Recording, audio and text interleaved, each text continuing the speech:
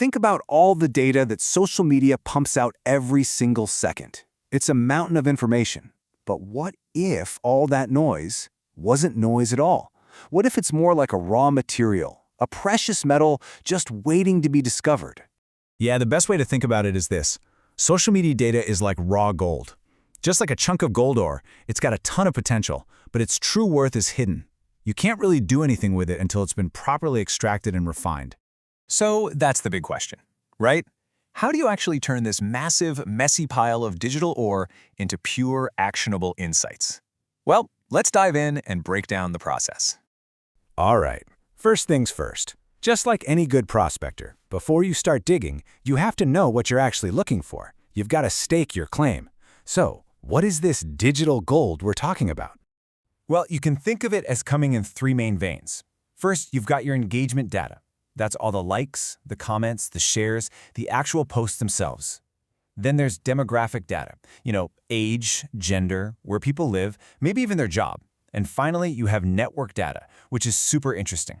It's about who follows who, how people are connected, and who the real influencers are in any given conversation.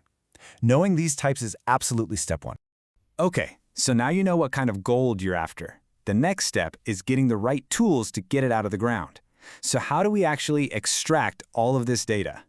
You've basically got two main ways to mine this stuff. On one hand, you have APIs. Think of these as the official mine. They're platform approved, structured, and safe. Generally the way to go. On the other hand, there's web scraping. This is more like taking your own pickaxe to the mountain. It's way more flexible, and you can get at a lot of public data, but it definitely comes with risks. Ethical, legal, you name it. The bottom line? Stick with the official API whenever you possibly can. And of course, your miner's toolkit has more than just those two things. Pretty much every platform has its own built-in analytics, think Facebook Insights or what you see on YouTube. Then you have these really powerful social listening tools like Hootsuite or BrandWatch that are constantly scanning the web for mentions of a brand or topic. And don't forget about public data sources.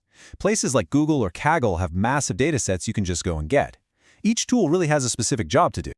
All right, so you've staked your claim, you've used your tools, and you've got a pile of raw ore. But here's the thing. It's messy. It's full of junk.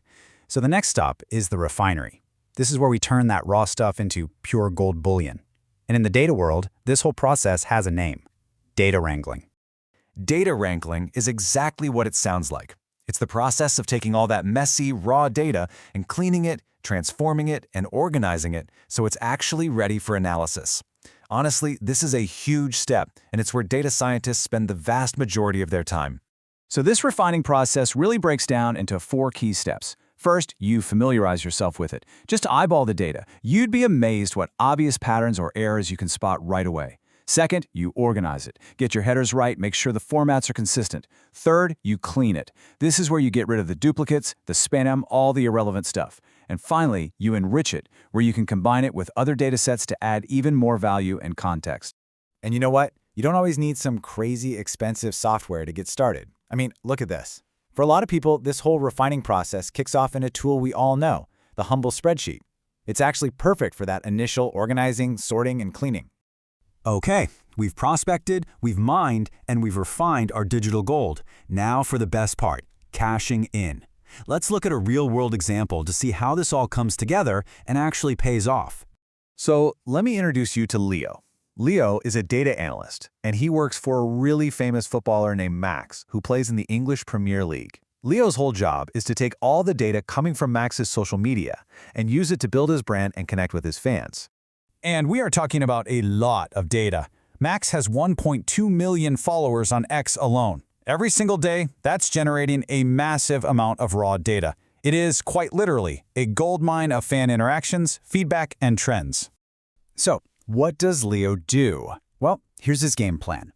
He accesses the data using a mix of X's own tools and a paid service to get the full picture. Then, and this is the crucial part, he cleans it.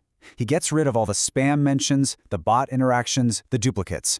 And finally, he organizes everything into spreadsheets, sorting all those insights by content type and by audience, so it's all ready to go. And the result of all that work? It's a winning strategy. Seriously. Because the data is clean and organized, Max's team can now make really smart decisions. They can see exactly which types of posts get the most engagement and, well, create more content just like that. They can even spot who the key influencers are in Max's network and maybe collaborate with them to reach an even bigger audience.